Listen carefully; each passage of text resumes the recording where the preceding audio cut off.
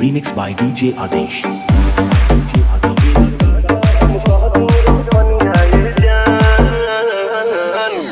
Goswami DJ Goswami DJ Goswami DJ मटिया माफी मटिया माफी मटिया माफी। जानी हम परदेश में कमाए सोना प्यारिया हो जाए के न परे बाजार से लियावे तर तर करिया हो बोला काका हम कहती रोपनिया ये जान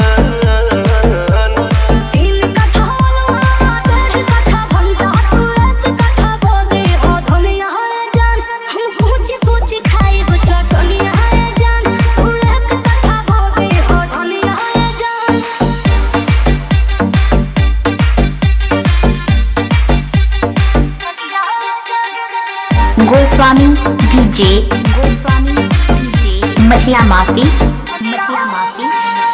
भुजिया बना के तू खाई है बहू की दो चार थान हम लगा दे हम लौकी। सही खबर का हो।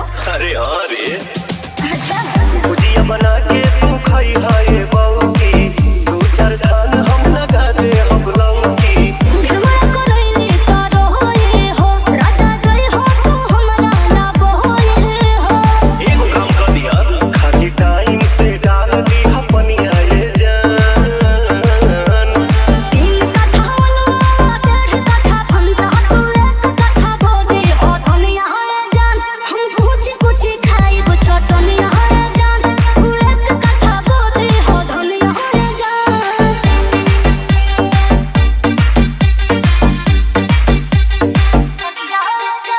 Goswami DJ Goswami DJ Goswami DJ मटिया माफी। आटा चाउर से तो भरल बा घरवा रुक देत बानी मरीचा टमाटरवा। टमाटर बढ़िया बनो। अरे देसीला अच्छा आटा चाउर से तो भरल बा घरवा रुक देत बानी मरीचा टमाटरवा।